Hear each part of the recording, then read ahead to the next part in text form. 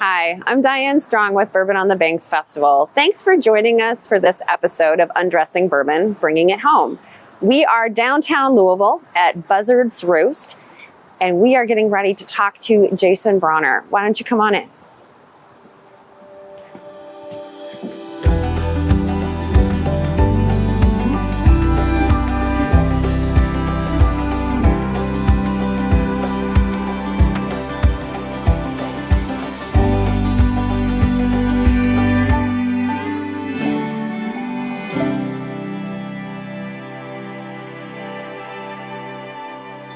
Jason, thank you for joining us today for this episode of Undressing Bourbon. We're hoping to bring it home a little bit with you. Thanks for having me. Great. So I guess let's start off by saying or asking, why are you here? Why are you here in this building in Louisville? How did you get here? Wow. It's a long, drawn-out question, but I'll try to keep it short. Born and raised in Kentucky. Somehow started in the restaurant business.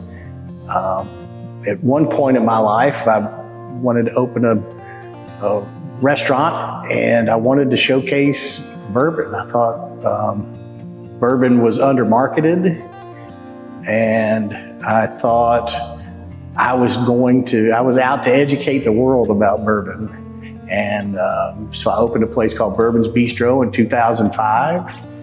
And got a lot of whiskey experience through that, meeting all the master distillers and doing single barrel picks and bourbon dinners and getting to taste, I think, the best of the best whiskey that's out there, and figured that I could do it myself, or wanted to do it myself. And so decided to get a partner with MGP, source some whiskey, and partnered with Independent Stave Company, and partnered with my new business partner, and then we decided to start our own brand, calling it Buzzard Roost.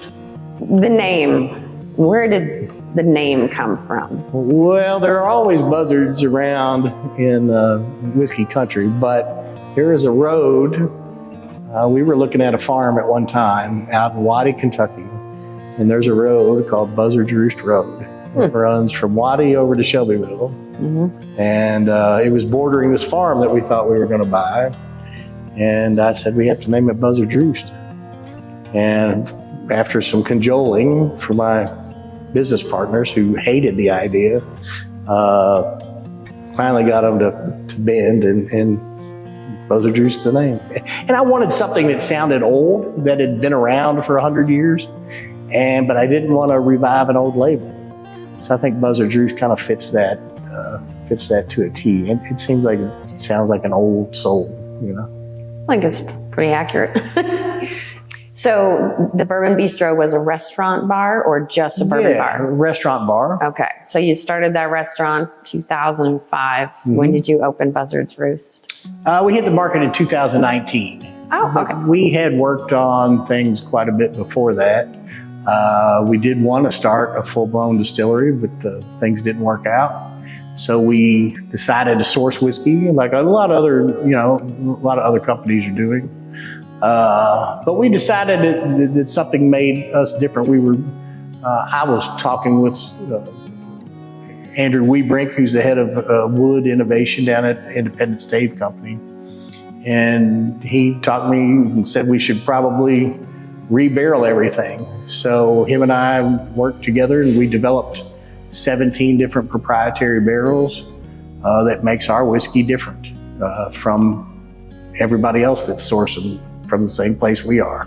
So we have 17 different barrels, and then we secondary age in those, and then I get to blend it from there. So it's almost like a big spice rack of cool whiskeys that I start with the same stuff, but our different barrels put a little different spin on each of the barrels or the whiskey that's in there, and I get to blend from there. It's pretty exciting.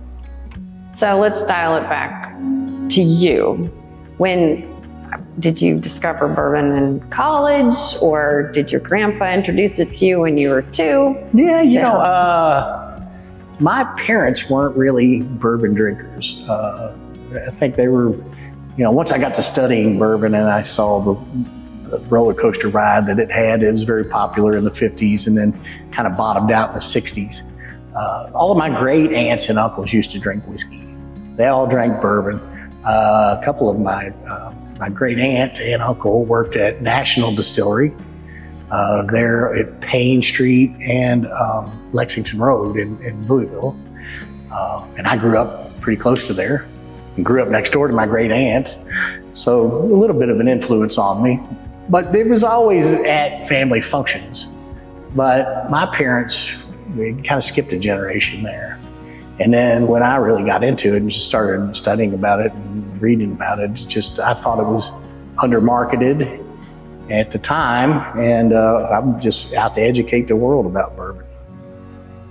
There's something about bourbon that it attracts geeks, people that like to just, learn everything. And there's so much to learn. That's the thing. It's endless. Never stop learning. I never stop learning. And like I said, I've been doing it professionally for almost 20 years, which is not a lot of, for some it is a long time in the whiskey business, but for not, the old guys that I know and love, the Jimmy Russells of the world, or Fred Noe, or whoever, Bill Samuels, those guys, what a wealth of knowledge.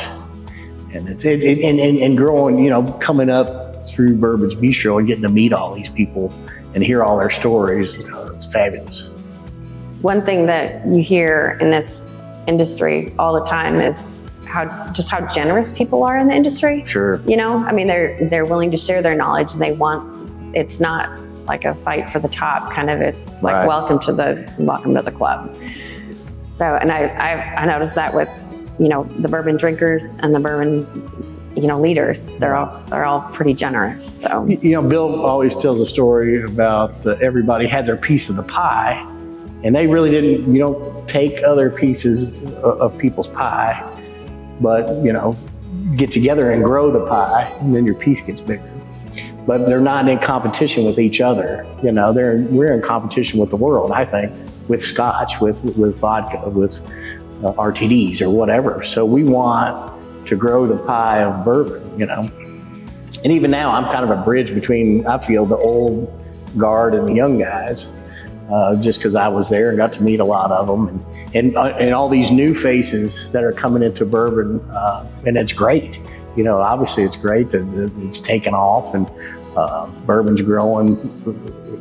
But, when we go on the road, we all hang out together, and it's, I guess there's somewhat competition there, but really not.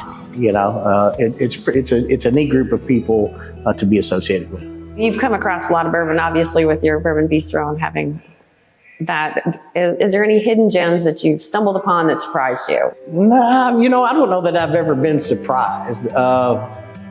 Been definitely delighted with all the older whiskeys I've drank, and been privileged enough to drink a part of history of what, as we talk, a lot of people now talk about dusties, and I've probably had whiskey every decade from 1900 on. Wow. Which is really cool.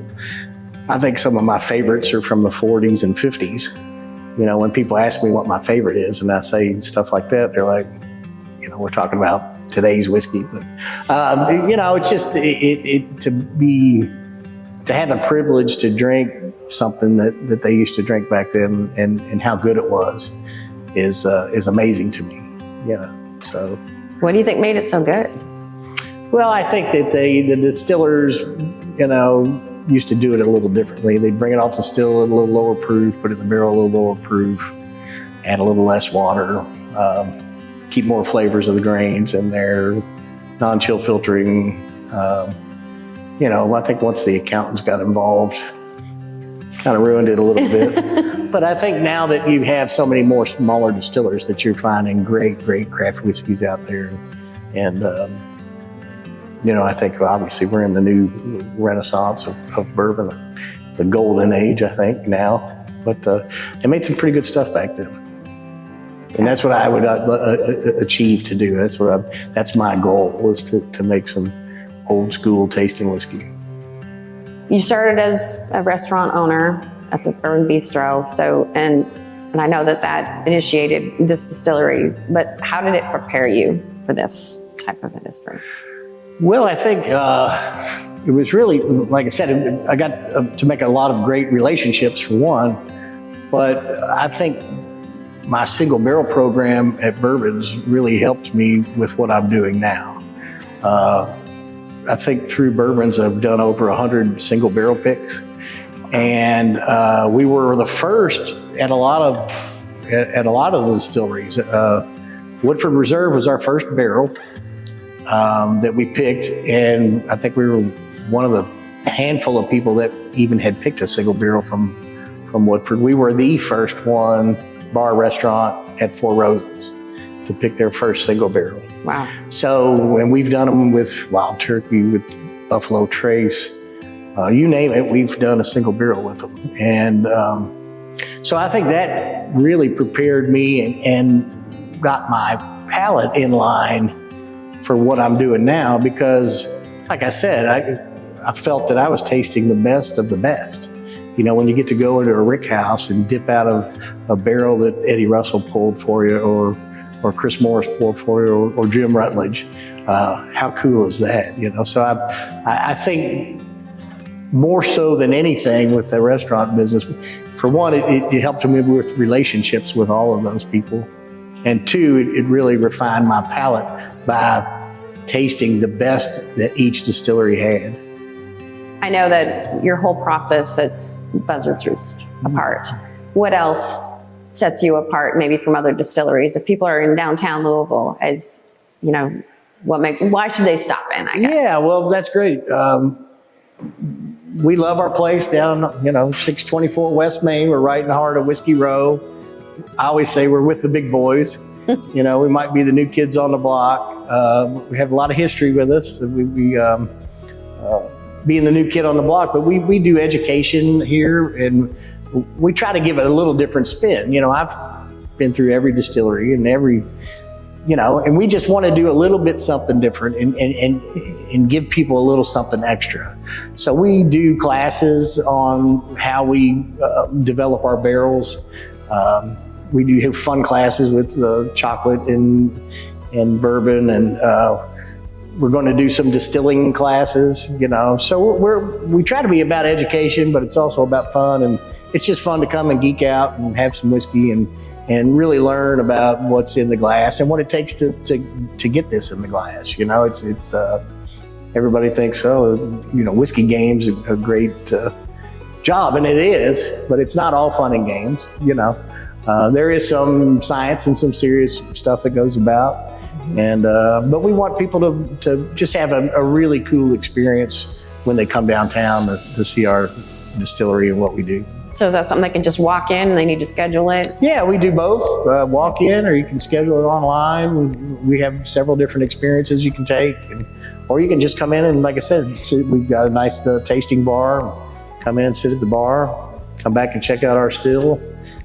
Maybe taste some White Dog if you're lucky. And, just like I said, we're just out for a good experience.